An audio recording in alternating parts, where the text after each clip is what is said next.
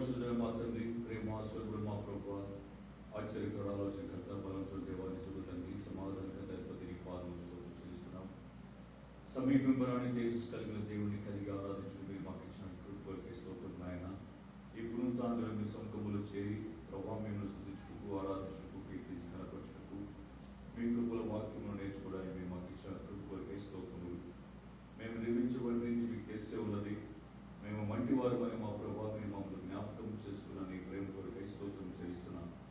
ఉదయకాల ఆరాధన దీవెనకరంగా మార్చి కాపాడి తండ్రి ఆయన మా ప్రభావ ఈ లైవ్ ప్రోగ్రామ్ ద్వారా ఎంతమంది అయితే మా ప్రభావ వీటిలో నీకు వాక్యం వింటున్నారో వారిని ఆశీర్వదించమని ప్రార్థిస్తున్నాను.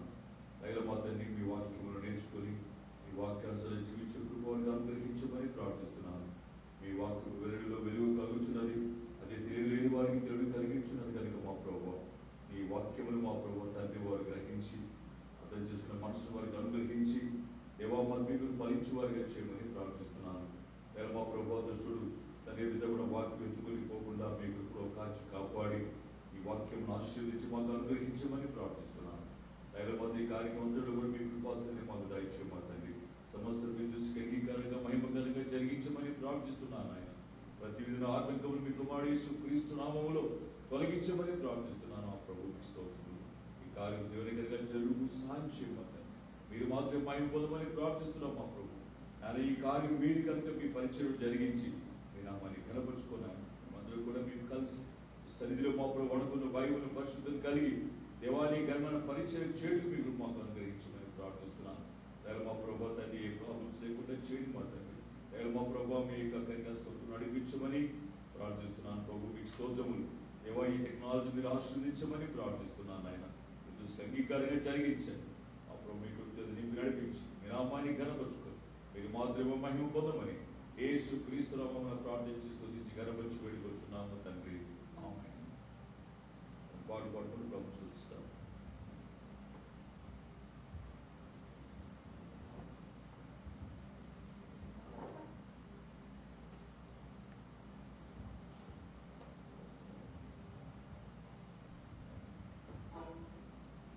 ఆశ్రయదుర్గమైన నన్ను కాచదైవానివే, శక్తి ప్రభావము నిండిన వాడ మహిమకు పాత్రలను పాట పాడుకుంటూ దేవుని నామమున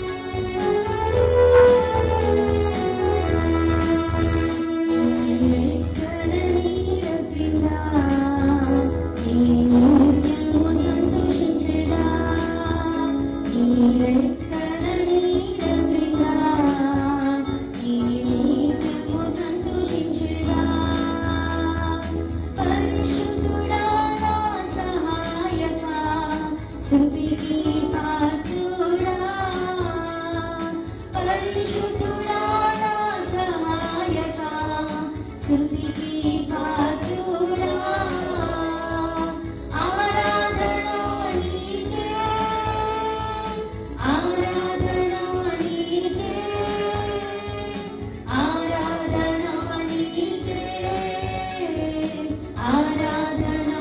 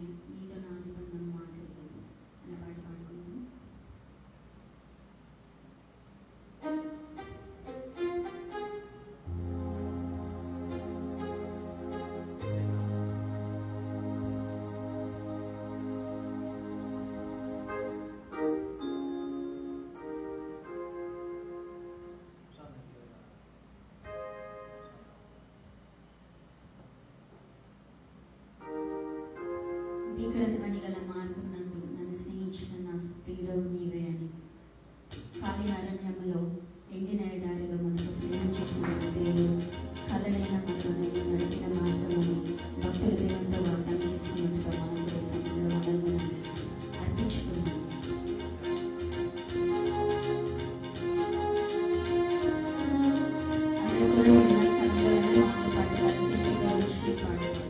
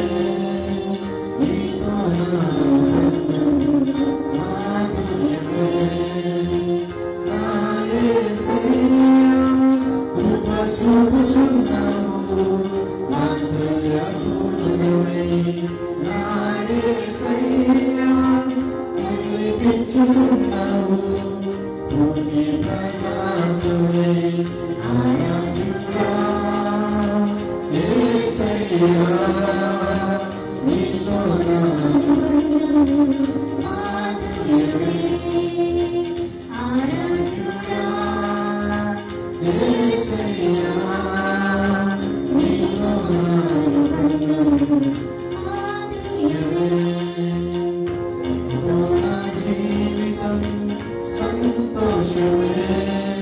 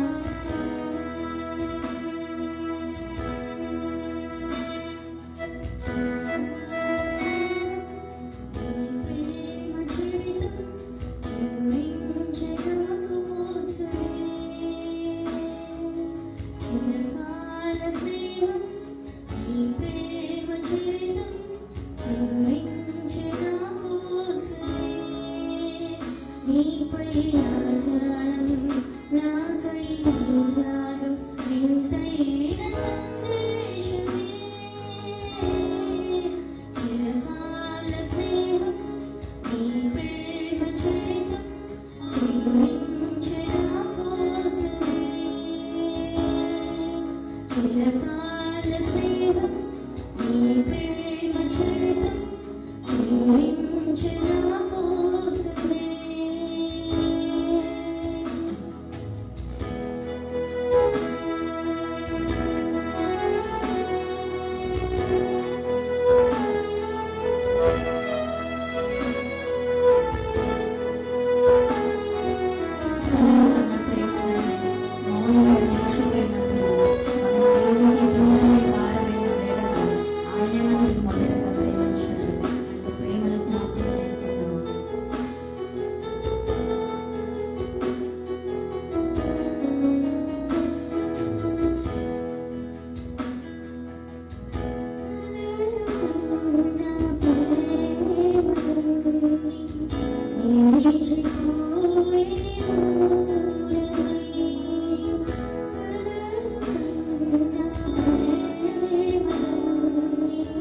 Thank you.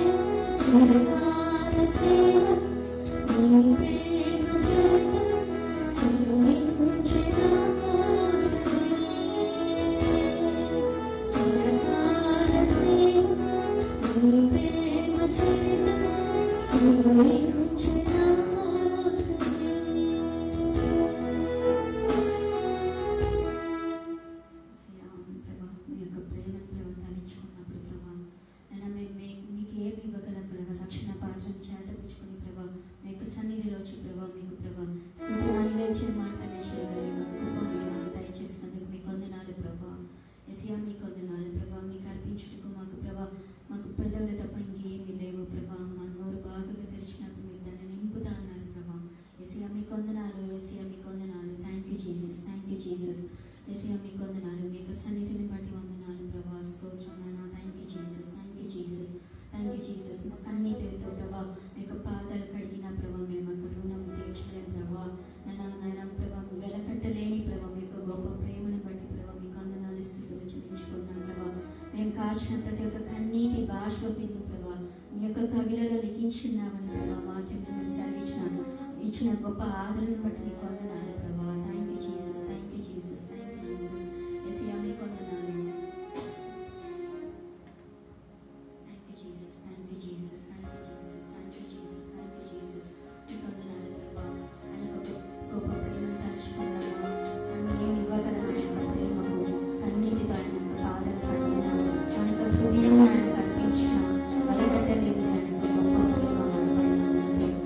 ఆ యొక్క ప్రేమను జ్ఞాపకం చేసుకుందాము. Thank you Jesus, thank you Jesus, thank you Jesus. మీకు వందనాలు ప్రభా.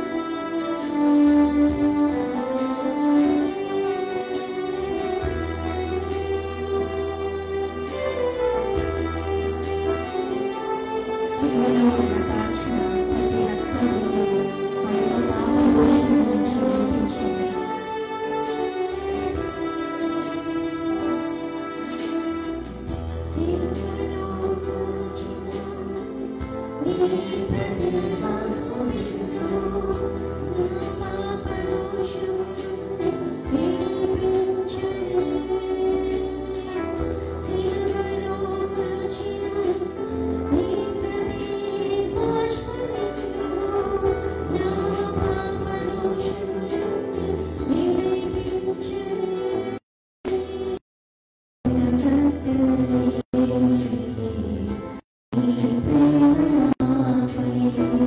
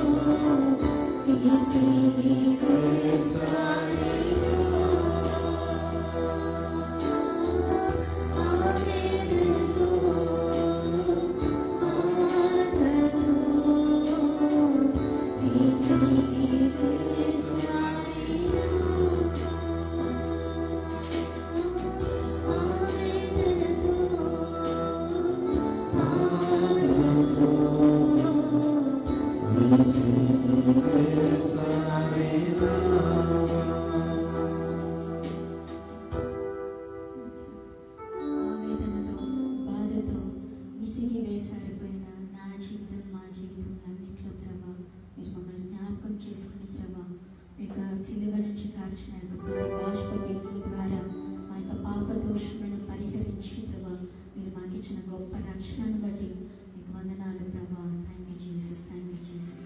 మీ యొక్క గొప్ప ప్రేమను బట్టి ప్రభా మేము మీకు ఏమి ఇవ్వగలం ప్రభా. మా యొక్క ప్రాణం అంతటిని మా యొక్క అంతరంగం ఉన్న సమస్తం అంతటి స్థుతించడానికి మిమ్మల్ని సన్నతించడానికి మీ నామం ఘనపరచడానికి మీ నామం ఎంతో హెచ్చించడానికి మీరు మాకు ఇచ్చిన ధన్యతను బట్టి మీకు వందనాలు. నేను మా ఇంటి వారు మిమ్మల్ని సేవించడానికి ప్రభా మీరు మాకు ఇచ్చిన ధన్యతను బట్టి మీకు వందనాలు ప్రభా. స్తోత్రమైన శాశ్వతమైన ప్రేమతో మమ్మల్ని ప్రేమించి విలువగా మా ఎడల ప్రభు మీ కృప చూపించిన ఒక గొప్ప ప్రేమను బట్టి మీకు వందనాలు ప్రభా. స్తోత్రమైన ఇంతవరకు మీ యొక్క సన్నిధిని మీ యొక్క ప్రసన్నతను మా మధ్య ఉంచినందుకు మీకు వందనాలు ప్రభా. వెళ్ళగట్టలేని మీ యొక్క ప్రేమను ప్రభా మేము ప్రభా పాడటానికి మేము స్తుతించడానికి మీరు మాకు ఇచ్చిన కృపను బట్టి మీకు వందనాలు, స్తుతులు, స్తోత్రాలు చెల్లించినందుకు మీ యొక్క స్తుతి ఆరాధన మీకే సమర్పించుకొని వచ్చినాను తండ్రి. ఈ సమయంలో దైవ సేవకుడు మనకి వాక్యం అందిస్తారు.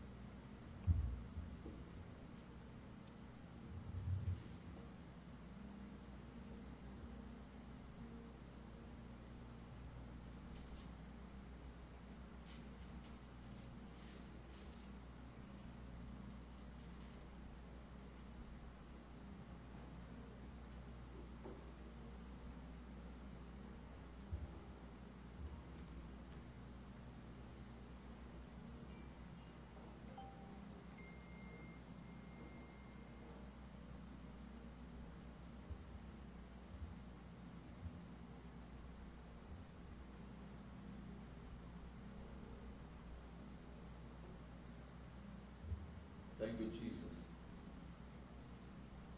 ప్రభునందు ప్రియమైన వాళ్ళారా, ఉదయకాల ప్రభు సముఖంలో చేరి ప్రభువుని దొరికి స్తుతించి ప్రభువుని ఆరాధించి కనపరచుటకు ప్రభు మనకి చెట్టు కొట్టుకోలికై దేవునికి నిండైనటువంటి మెండైన స్తుతి స్తోత్రంలో ఆయనకు మాత్రమే కలుగుగాక. కృపల వాక్యమును మనము ఈ సమయంలో నేర్చుకుని పోతున్నాం. దయచేసి అందరూ కూడా జాగ్రత్తగా భయభక్తులతో దేవుని వాక్యాన్ని దేవుని కృపాసోదయంతో కూర్చొని నేర్చుకుందాం. ప్రభు మీరు మాకు నేర్పించండి అని ప్రభుని అడుగుదాం. ప్రభు చిత్తానుసారముగా ఆయనతో మనం మాట్లాడాలని ఆశ కలిగి మీరు వాక్యం విందాం. చిన్న ప్రార్థన చేసుకుందాం. సర్వశక్తి మిగిలిన కృపాసముద్రుగా తండ్రి భవిష్యాన్ని స్తుతిస్తున్నాం. ప్రభువా, ఈ యొక్క మంచి సమయం కొరకే స్తోత్రములు.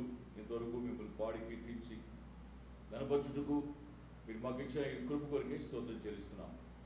తండ్రి ఇక ఆ ప్రశస్తమైన సమయం మాకు తీసుకుని వచ్చారు. మీ వాక్యం ద్వారా మాతో మాట్లాడండి. మీరు మాకు బోధించండి ప్రభువా. మీ సన్నిధి నిత్యం వెతుకువారుగా మమ్మల్ని చేయండి. మీ ఆలోచనలు మాకు దయచేయనా, మీ చిత్తం మాకు తెలియచేయమని ప్రార్థిస్తున్నాం. మీ కుమారుడు యేసుక్రీస్తు ప్రభు పరిపూర్ణ పోలికలో మమ్మల్ని మార్చండి. ఈ వాక్యం ఆశీర్వదించి మాకు అనుగ్రహించండి. నీ దాసుడు నన్ను విసులు చాటు మరుగుపరిచి నాతో మాట్లాడి మీరు మాత్రమే మహిమ పొందమని యేసు నామమున ప్రార్థించి స్తుతించి వేడుకొంచున్నాము తండ్రి. ఆమేన్. ప్రభునందు ప్రియమైన వాళ్ళ ఉదయకాల ప్రభు సముఖంలో చేరి ప్రభుని స్తుతించి ప్రభుని ఘనపరచుటకు ప్రభు మనకిచ్చినటువంటి ఇంకా మంచి ఈ సమయం బట్టి దేవుని ఎంతగా స్తుతించి బదులుమంటున్నాం. ఈ యొక్క లోకంలో దేవుని నమ్ముకున్నాము అని మనము చెప్పుకుంటున్నాం. దేవుని సన్నిధిలో ఉన్నాము, దేవుని కలిగి ఉన్నామని చెప్పుకున్న అనేక మంది వారు చెప్పిన రీతిగా దేవుని సముఖంలో గడపడానికి అంతగా సముఖం చూపించడం లేదు. కొంత సమయం ఫిక్స్ చేసుకొని ఆ సమయంలో కాస్త ఆరాధించి స్తుతించి మహిమపరిచి వెళ్ళిపోదాం అనుకునే వారు ఉన్నారు. కానీ దేవుని పాదాల చెంత కూర్చొని దేవుని బోధ వినాలి అన్నటువంటి ఆలోచన కాస్త తక్కువగా కనిపిస్తుంది. ప్రియమైన వాళ్ళరా, దేవుని సన్నిధిని కోరుకుంటే నిజంగా దేవుడు మనకు అనుగ్రహించే దేవుడు అంటున్నాడు. ఆయన మనకు బాగా తెలిసిన వాక్యమే, మనం అనేకమైన విన్న వాక్యమే. కానీ మరో విధముగా దేవుడు ఈ రోజున నీతో నాతో మాట్లాడడానికి ఉద్దేశం కలిగి ఉన్నాడు. దేవుని పాదం చెంత కూర్చోన్న ఆశలు నీకు ఉన్నట్లయితే ఉదయకాలం దేవుడు మనకు అనుగ్రహించుకునే వాక్యము లూకా సువార్త 10వ అధ్యాయము 38 నుంచి 42 వచ్చిన వరకు మనం చూసినట్లయితే అక్కడ ఒక చక్కటి వాక్యం రాయబడి ఉంది. 38 నుంచి 42 వచనాల వరకు. అంతట వారు ప్రయాణమై పోచుండగా ఆయన ఒక గ్రామంలో ప్రవేశించెను. మార్తా అనే ఒక స్త్రీ ఆయన తన ఇంట చేర్చుకుంది. ఆమెకు మరియా అనే ఒక సహోదరి ఉంది.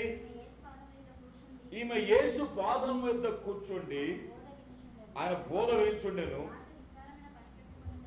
మార్తా విస్తారమైన పని పెట్టుకునడం చేత తొందరపడి ఆయన వద్దకు వచ్చి, ప్రభువా, నేను ఒంటరిగా పని చేయుటకు నా సహోదరి నన్ను విడిచిపెట్టినందుకు నీకు చింత లేదా? సహాయం చేయమని ఆమెతో చెప్పమని. అందుకు ప్రభు, మార్తా మార్తా, నీవు అనేకమైన పనులను గూర్చి విచారము కలిగి తొందరపడుచున్నావు, కానీ అవసరమైనది ఒకటే. మరియా ఉత్తమమైన దాన్ని ఏర్పరచుకొనెను, అది ఆమె యొద్ద నుండి తీసివేయబడదని ఆమెతో చెప్పాను. ఈ వాక్యం మనం గమనించేటైతే ప్రియమైన వాళ్ళరా, చాలా గొప్ప ఆసక్తి కలిగిన విషయాలు మనకు కనబడతాయి. ఇక్కడ చాలా ఆసక్తితో కూడుకున్నటువంటి సందేశం ఇది. చాలా మనం విన్నాం, కానీ ఇప్పుడు మళ్ళీ మనం నేర్చుకోబోతున్నాం ఏంటంటే, మనం బాగా గమనించినట్లయితే వారు ప్రయాణమై కూర్చున్నప్పుడు ఒక గ్రామంలో ప్రవేశించినట్టుగా వాక్యం రాయబడి ఉంది. మార్తా అనే ఒక స్త్రీ ఆయన తన ఇంట చేర్చుకోవడానికి ఇష్టపడింది, చేర్చుకున్నది. ఆమెకు మరియా అనే సహోదరి ఉండెను. ఈమె యేసు పాదముల మీద కూర్చుండి ఆయన బోధ వినుచుండెను. ఇక్కడ ఇద్దరు వచ్చి బైబిల్ చాలా చక్కగా మనం పరిచయం చేస్తుంది. మార్తా యేసుని ఇంట చేర్చుకుంది. ఆమె సహోదరుని మరియా యేసు పాదం చెంత కూర్చొని బోధ వెలుచున్నది అని మనకు తెలుగులో చక్కగా వ్రాయబడి ఉంది. అదే ఇంగ్లీష్ ట్రాన్స్లేషన్ మనం చూసినట్లయితే ప్రియమైన వాళ్ళ ఆ యొక్క న్యూ కింగ్ జేమ్స్ వర్షన్ లో చూస్తే 10వ అధ్యాయము 39వ వచనంలో ఏం వ్రాయబడి గమనిస్తే, and she had a sister called Mary who also sat at Jesus' feet and heard his word. And she had a sister called Mary who has also sat at Jesus' feet. యేసు పాదముల యొద్ద ఆమె సహోదరి కూడా కూర్చొని ఉన్నది. ఆమె సహోదరి కూడా కూర్చొని ఉన్నదని ఆ పదం అక్కడ కనిపిస్తుందంటే మార్త కూడా కూర్చుంది. అదే అర్థం మనకు అక్కడ స్మరింప చేస్తున్నది. మార్త కూడా యేసు పాదాల చెంత కూర్చొని బోధ వినింది.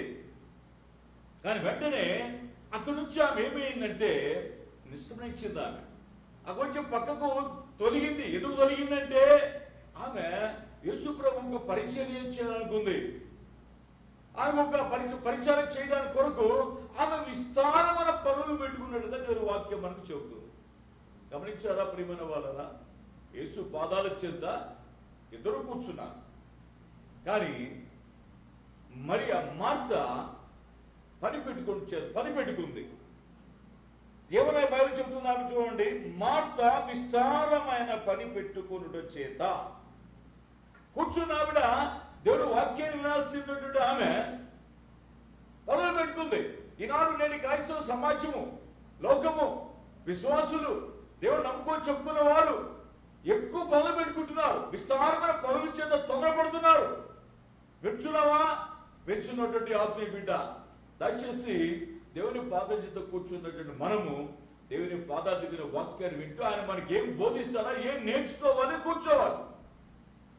భక్తుడైన దావీదు ఒకటే మాట అడుగుతున్నాడు దేవుడిని, teach me to do thy will, but thou art my God, thy spirit is good and lead me into the land of uprightness అని దేవుని వాక్యము చక్కగా బోధిస్తుంది మనకు.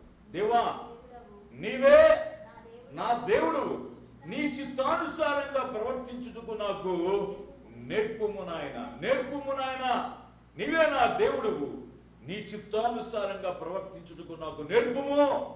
నేను నేర్చుకుంటున్నాను దేవా, నీ వాక్యంతో నన్ను నింపండి, నువ్వు నాకు బోధించుము నాయన అని దేవుని పాదం చెంత కూర్చొని అంత గొప్ప భక్తుడు, పరిశుద్ధుడైన దావీదు భక్తుడు, మహారాజు, ఎంతో ఆయనకు మరి పనులున్నాయి.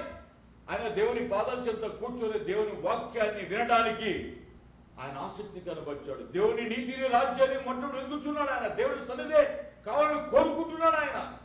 అందుకనే ఆ కీర్తన 143 కీర్తనలో 10వ వచన భాగంలో ఈ విధంగా రాయబడి ఉంది, నీవే నా దేవుడవు, నీ చిత్తానుసారంగా ప్రవర్తించుటకు నాకు నేర్పుము నాయన. నేర్చుకుంటున్నాడు. Teach me Lord, teach me to do thy will. దేవా నీ చిత్తమును చేయుటకు నాకు నేర్పించుము నాయన. అడుగుతున్నామా? ఉదయకాలము దేవుని సమాజమా, సంఘమా, దేవుని బిడ్డ, యథార్థంగా అడుగుతున్నావా? దేవుని నిజంగా దేవా నీ చిత్తం చేయడానికి ఉన్నా, నాకు నేర్పించు, నీ చిత్తం ఎలా చేయాలో నాకు బోధించు నాయన అని ఆశ కలిగి అడుగు. దేవుని బాధ్యత కూర్చుందాం, మనం ఆయన సన్నిధి గడుపుదాం. విస్తారమైన పనులు పెట్టుకోవద్దు. ప్రియమైనటువంటి దేవుని బిడ్డ, నేర్చుకున్న మాట ఎందుకు ప్రకటిద్దాం మనం వెళ్ళి. ఇక్కడ ఈవిడ చేసిన పని ఏంటంటే యేసుని ఆహ్వానించింది, ఇంట్లోకి చేర్చుకుంది ఆవిడ. అయితే ఆమె విస్తారమైనటువంటి పనులు పెట్టుకున్న చేత తొందరపడింది. విస్తారమైన పని ఒకవేళ గెలిచింది బాగానే ఉంది, ఏదో కొన్ని పనులు పెట్టుకుని సరిపోయింది. విస్తారంగా పెట్టుకుంది. మరి ఏం పనులు పెట్టుకుని తెలియదు. కానీ యేసు ప్రభువును మరి తన పనుల చేత, తన హాస్పిటాలిటీ ద్వారా, తన పరిచయం ద్వారా మెప్పు పొందించాలనుకుందేమో మనకి తెలియదు. కానీ విపరీతమైన పనులు పెట్టేసుకుంది పాపం. దాంతో ఆమె కలిగింది ఏంటంటే మొట్టమొదటి పాయింట్, తొందరపడింది ఆవిడ. బైబిల్ చెప్తుంది, జ్ఞాన సొలొమోను ఎలా అంటున్నాడు 19వ అధ్యాయంలో, సామెతల గ్రంథం 19వ అధ్యాయం 2వ వచన భాగంలో చూసినట్లయితే ఓ మాట రాయబడి ఉంది. చూడండి దయచేసి, ఒకడు తెలివి లేకుండా మంచిది కాదు, తొందరపడి నడుచువాడు త్రోవ మార్గము తప్పిపోవును. చూసారా? ఒకడు తొందరపడి నడిస్తే ఏమవుతాడట? దారి తప్పిపోతాడు. తొందరపాటు. జాగ్రత్త ప్రియులారా, ఈ తొందరపాటు ఎలా కలిగింది? విస్తారమైన పని పెట్టుకున్నావు. పని ఈ రోజున ఆదివారం ఆరాధన దేవుని సన్నిధిలో దేవుడి పని తప్ప వేరే పని పెట్టుకోవడానికి వీల్లేదు. నీవు నీ సంఘంలో సహవాసంలో దేవుని సన్నిధిలో ప్రార్థన సమయాలు ఎప్పుడెప్పుడైతే ఉన్నాయో, వారాంతంలో పరీక్షలు ఏవైతే ఉన్నావో వాటన్నిటితో పాల్గొనాలి. నీ పనులు పక్కన పెట్టు. ఈ రోజున వాటి విడిచిపెట్టి ఏదో ఒక ఆదివారం అలా వచ్చారో కూర్చొని కాసేపు వాక్యం విని ఏదో ఒక చందా బాక్సులు వేసి వెళ్ళిపోతున్నావేమో, దాంతో తృప్తి పొందుతున్నావేమో. నీ ఎందుకు నువ్వు తృప్తి పొందుతున్నావేమో, కానీ దేవుడికి ఇష్టకరంగా దేవుడికి తృప్తికరంగా నీవు జీవిస్తున్నావా? ప్రశ్నించుకొని వివేకాలన్నా. విస్తారమైన పనులు పెట్టుకొని ఆదరణకు వచ్చినా కూడా దేవుడు ప్రజలు ఎలా ఉన్నారండి ఈ రోజుల్లో? ఎప్పుడెప్పుడు అయిపోతుందా, వెళదామా, మీతో ఆయనకు మనం ప్రోగ్రాం ఇచ్చాం, ఆ సమయం ఇక్కడికి వస్తాం, ఆయనకు కలుస్తాం చెప్పాం. అయ్యో ఈ ప్రార్థన త్వరగా అయిపోలేదే, ఈ భాస్కర్ ఇన్సెప్ట్ చెప్తున్నాడు, ఇంకా వాక్యాన్ని ఎప్పుడు వదిలి పెడతాడమ్మా అని వచ్చిన కాసేపు నుంచి టైం తీసుకునే వాళ్ళు వ్యక్తులు చాలా మంది అయిపోయిన రోజుల్లో. Busy schedule. ప్రియులారా, జాగ్రత్త. అంత్య దినాల్లో ఉన్న బహు జాగ్రత్తగా దేవుని వాక్యాన్ని వినాల్సిన వారు బట్టి, వాక్యాన్ని దోచుకోవాల్సిన వారు బట్టి ఉన్నాం. అందుకనే కీర్తనకారులు మాట్లాడుతూ 119 అన్నాడు, విస్తారమైన దొప్పు సొమ్ము సంపాదించుకునే వారి వలె ప్రభువా నీవు ఇచ్చిన వాక్యాన్ని బట్టి నేను సంతోషిస్తున్నానని 162 వచనం చెప్పాడు. 119 కీర్తన 160 చూస్తే ఈ మాట రాయబడి ఉంది, విస్తారమైన దొప్పు సొమ్ము సంపాదించిన వారి వలె నీవిచ్చిన మాటను బట్టి నేను సంతోషిస్తున్నాను ప్రభువా.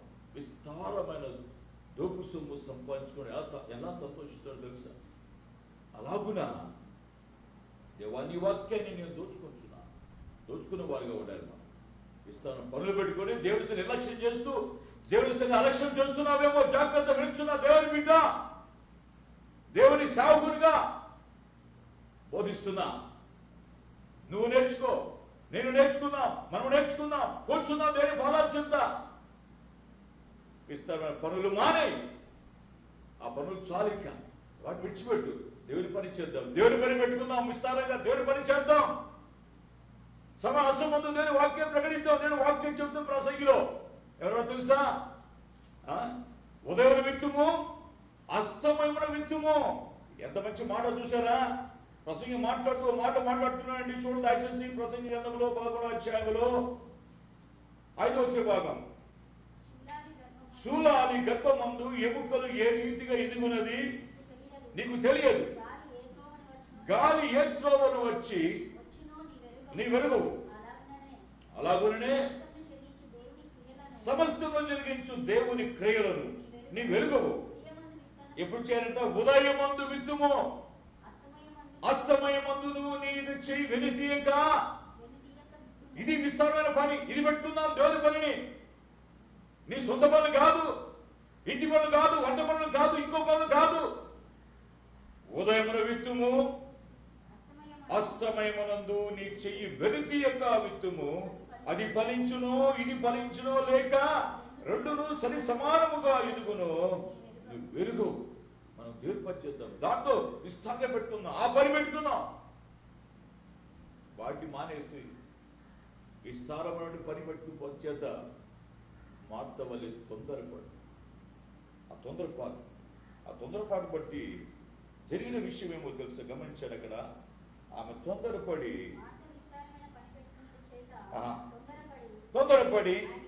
యేసు వద్దకు వచ్చి తొందరపడి కలిసి యేసు వద్దకు వచ్చి ఏమంటుందో చూసారా? ప్రభువా, పాప నేను ఒంటరిగా పని చేస్తున్నా. దేవుని వద్దకు వచ్చి మాట్లాడుతూ ఏంటంటే, యేసయ్యా నేను ఒంటరిగా పని చేస్తున్నానే. రెండవది, నా సహోదరుని విడిచిపెట్టిందే. చూసారా? నేను ఒంటరిగా పని చేస్తున్నా ఒకటి. రెండవది, నా సహోదరుని నన్ను విడిచిపెట్టిందే. ఏకంగా దేవుడి పైనే, సృష్టికర్తని యేసు ప్రభు పైనే ఆమె బ్లేమ్ చేస్తూ నేరం మోపుతుంది. నీకు చింతలేదేమయ్యా యేసయ్యా? నా సహోదరుని విడిచిపెట్టిందని బాధ లేదా? నేను ఒంటరిగా నన్ను విడిచిపెట్టి నీకు చింతాస్తం లేదా నీకు? చూసారా, ఆమె పెట్టుకున్న విస్తారమైన పని చేత, తొందరపాటు చేత ఆమె విచక్షణ కోల్పోయిందేమో అని అనిపిస్తుంది ఒక్కోసారి. యేసు వద్దకు వచ్చి, ప్రభువా నేను ఒంటరిగా ఉన్నానయ్యా. ఒంటరిగా, ఆ పదము ఆమె ఉపయోగించింది, ఒంటరిగా. యేసు ప్రభు క్యారెక్టర్ చూసినట్లయితే నాకు ఇష్టమైన, నాకు చాలా ఆనందం కలిగించే ఒక వాక్యం నాకు జ్ఞాపకం వస్తుంది సమయంలో. యోహాను సువార్త 8వ అధ్యాయంలో 29వ వచ్చిన భాగంలో చూస్తే ఒక మాట కనిపిస్తుందండి. యోహాను సువార్త 8వ అధ్యాయం 29వ వచనంలో, నన్ను పంపినవాడు నాకు తోడై ఉన్నాడు, ఆయనకి ఇష్టమైన కార్యములు నేను ఎల్లప్పుడూ చేయుచున్నాను గనుక ఆయన ఒంటరిగా విడిచిపెట్టలేదు. హల్లెలూయా, దేవునికి స్తోత్రం కలుగును గాక. యేసయ్య యొక్క స్టేట్మెంట్ చూసారు ఎలా ఉందో? నన్ను పంపిన వాడు నాకు తోడై ఉన్నాడు, ఆయనకు నేను ఎల్లప్పుడూ ఇష్టమైన కార్యములే చేయుచున్నాను కనుక నేను ఒంటరిగా లేను. కానీ ఇక్కడ మాట ఏమంటుందో తెలుసా? నన్ను ఒంటరిగా విడిచిపెట్టే మా సహోదరి. నేను అనుకుంటా యేసుప్రభు యొక్క స్టేట్మెంట్ ఉంటే బాగుండేదేమో. ఎందుకంటే మనం ఒంటరిగా ఉన్నామని అనుకున్నామంటే అర్థం ఏంటంటే, నువ్వు ఎల్లప్పుడూ దేవునికి ఇష్టమైన కార్యం చేయలేదేమో, నీ కార్యం చేసుకుంటావో, నీకు ఇష్టమైన కార్యం చేస్తున్నావేమో, నీ ఆలోచన నడుస్తున్నావేమో, నీ ఉద్దేశాలు సమర్థం చేసుకుంటున్నావేమో. ఆలోచించు ఈ దినమున. నేను ఎల్లప్పుడూ ఆయనకి ఇష్టమైన కార్యములు చేర్చున్నాను. ఆ వాక్యం చదువుతుంది నేనేం నేర్చుకున్నానంటే, దేవుడు నన్ను ఒంటరిగా విడిచిపెట్టకుండా ఉండాలంటే నేను ఎల్లప్పుడూ ఆయనకి ఇష్టమైన పనులు చేయాలి అని నేను తెలుసుకున్నా. ఎప్పుడు ఏదో నీకు ఇష్టమైనప్పుడు కాదు, లేకపోతే అప్పుడప్పుడు కాదు, ఓ ఆదివారం కాదు, లేకపోతే ఒక శుక్రవారము మరి ఉపవాస ప్రార్థన అప్పుడు కాదు, ఇంకేదో ఇప్పుడప్పుడు కాదు, ఎల్లప్పుడూ. బహుశా ఇది కష్టమేమో క్రైస్తవ లోకానికి, పెంచిన దేవుని బిడ్డలకి ఇది కష్టం అనిపించవచ్చు. లేదండి, కష్టం కాదు. దేవుని అడుగు, ప్రభువా నేను నీ కొరకు ఇష్టమైన కార్యం ఎల్లప్పుడూ చేయాలి అని అనుకున్నాను, ఆశ కలిగి నువ్వు అడుగు.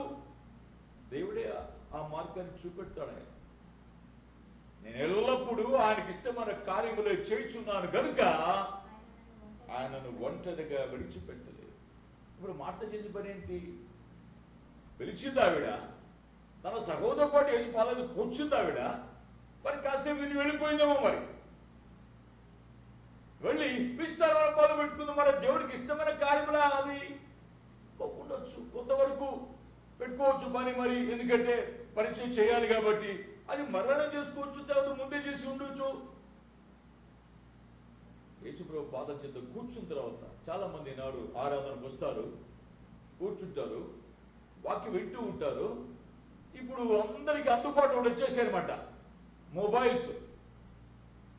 ఆరాధన సభలో కూర్చున్నా కూడా మొబైల్ చూసుకుంటుంటారు, మొబైల్లో కూర్చుంటారు, నెట్ చూసుకుంటారు. ఏదో నెట్ ప్రాబ్లం ఉందంటే పక్కకు పోతారు, బయటికి వెళ్తారు, మళ్ళీ వస్తారు, కూర్చుంటారు, దానిలో నాకు మెసేజ్ పంపిస్తారు, ఇక్కడ కూర్చున్నట్లే ఉంటారు. కానీ ఓ జాగ్రత్త, దేవుని బిడ్డలారా, దేవుని వాక్యం జాగ్రత్త వినమని ప్రభు ప్రేమని మనం చేస్తున్నా. ఆ మొబైల్ ఎంత ఉపయోగకరమో, నేను ఎంతగా చిత్తుగా నాశనం చేస్తున్న విషయాన్ని గుర్తుపెట్టుకొని మనం చేస్తున్నాను. ఇప్పుడు నేను ఇక్కడ కూర్చున్నట్టు ఉంటాను, కానీ దేవుని వాక్యానికి ఒక ఇంపార్టెన్స్ ఇవ్వడం లేదు. ఇంకా కొంతమంది చూసేటట్టు ఈ రోజులో బైబిల్ ఎత్తుకోవడం మర్చిపోయినారు. రోజులో సార్ ఆరాధనకి మొబైల్ తెచ్చుకుంటూ మొబైల్ చూస్తున్నారు. దయచేసి చెప్తున్నా, క్రైస్తవురాలా, నిజమైన దేవుని బిడ్డలారా, దయచేసి మొబైల్ కాదు నువ్వు బైబిల్ చూడాల్సింది. అది పరిశుద్ధ గ్రంథం చెప్పడం, అది మొబైల్ జస్ట్ మొబైల్ అంతే. అది పరిశుద్ధ గ్రంథమన్నటువంటి బైబిల్ని నీ చేతిలో ఎత్తుకుని తీసుకునేదా దేవుని సన్నిధికి. దాని పేరు పరిశుద్ధ గ్రంథం, అది జీవవాక్యం. అది వాక్యం చెప్తుంది.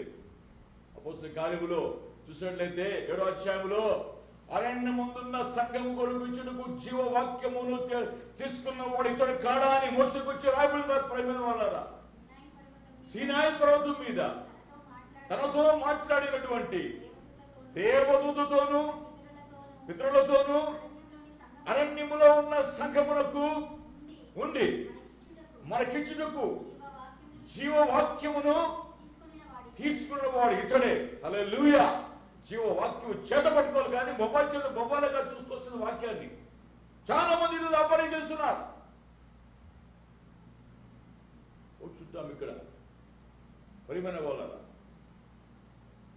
విస్తారమైన పని పెట్టుకోవడం చేత దేవుని స్థితిని నిర్లక్ష్యం చేసి తొందరపాటు కలిగి యేసుప్రభువుకి వచ్చి, ప్రభువా నీవు నా సహోదరి నన్ను ఒంటరిగా నేను ఒంటరిగా పరిచేటుకు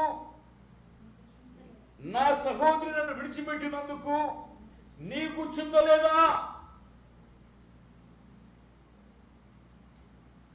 నీకు చింతలేదా అని యేసుప్రభు క్వశ్చన్ చేస్తుంది. అసలు చింత ఎందుకంటే చింత చేయమని చెప్పాడు దేవుడు. ఏమైనా నీకు చింత చేయమని ఎప్పుడు చెప్పలేదే. నువ్వే పెట్టుకున్నావు ఇష్టమైన పనులని, నీ ఇష్టమైన పనులు పెట్టుకున్నావు. దేవుడికి ఇష్టమైన పనులు చేయకుండా దాని మీద నువ్వే తొందరపడ్డావు. ఆ తొందరపడ్డా నువ్వేం చేస్తున్నావు? దేవుడి వాక్యం ఇచ్చినట్టుగా నీ సహోదరుడు డిస్టర్బ్ చేయడానికి వచ్చి పైగా యేసుప్రభు పైన జ్ఞానారోపణ చేస్తూ ఉంది. యేసుప్రభు ఏం చెప్పాడు మనకు? దేవుని వాక్యంలో చూసేది మాటలు కనిపిస్తే ప్రియమైన వాళ్ళని గమనించండి. దేవుని వాక్యంలో మొదటి పత్రిక ప్రభు మనకు చెప్పిన మొట్టమొదటి మాట చూస్తే అపోస్తలుడైన పౌలు కొరింథీ రాసిన మొదటి పత్రిక 7వ అధ్యాయము 32వ వచనం ఒక మాట రాయబడి ఉంది. గమనించి చూడండి. అక్కడ మీరు చింతలేని వారై ఉండాలన్నది హల్లెలూయా. పౌలు భక్తుడు రాస్తూ అంటున్నాడు, ఓ సమాజమా, సంఘమా, కొరింథీయులారా, మీరు చింతలేని వారై ఉండాలి. యేసుప్రభువు చెప్పాడు మనకు. మత్తయి సువార్త 6వ అధ్యాయంలో 25 వచ్చే భాగంలో చూసేటైతే ఒక మాట రాయబడి ఉంది. దయచేసి మత్తయి సువార్త 6వ అధ్యాయం 25 వచ్చే భాగంలో, అందువలన నేను మీతో చెప్పున్నదేమనగా ఏమి తిందుమో ఏమి తాగుదుమో అని నీ ప్రాణమును గుర్చైనను ఏమి ధరించుకుందుమో అని నీ దేవుని గుర్చైనను చింతింపకుడి. ఆహారం కంటే ప్రాణం గొప్పది కాదా? వస్త్రము కంటే దేవుడు గొప్పది కాదా? ఆకాశ పక్షులను చూడండి, అవి విత్తము, కోయవు, కొట్టలో కూర్చుకున్నావు. ఆయనను మీ పరలోకపు తండ్రి వాటిని పోషించుచున్నాడు. మీరు వాటికంటే బహు శ్రేష్ఠులు కారా? మీలో ఎవడు చింతించుట వలన తన ఎత్తు మూడు ఎక్కువ చేసుకొనగలడు. వస్త్రం గురించి మీరు చింతించనేలా? అడవి పూలు ఎలా ఉంచున్నావు చూడండి, అవి కష్టపడవు, వడకవు.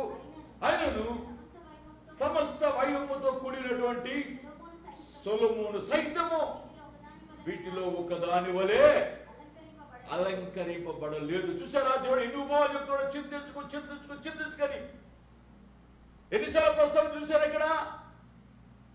కానీ మనం చింతపడుతూనే ఉంటాం. ఈ చింతలన్నిటికీ కారణం ఏంటంటే దేవుని స్థలం గడపాల్సి నువ్వు విస్తారం పనులు పెట్టుకుని చేద్దాం. ఈ చింత కారణము నీవే. అసలు చింతపడకుండా బయలు చెబుతుంది మనకి. యేసుప్రభు చెప్పాడు స్వయాన, తన దాసుడు పౌలు ద్వారా ప్రకటించాడు కొరింథీ పత్రిక ద్వారా. ప్రియమైన వాళ్ళారా, దేనికి చింతిస్తున్నావు?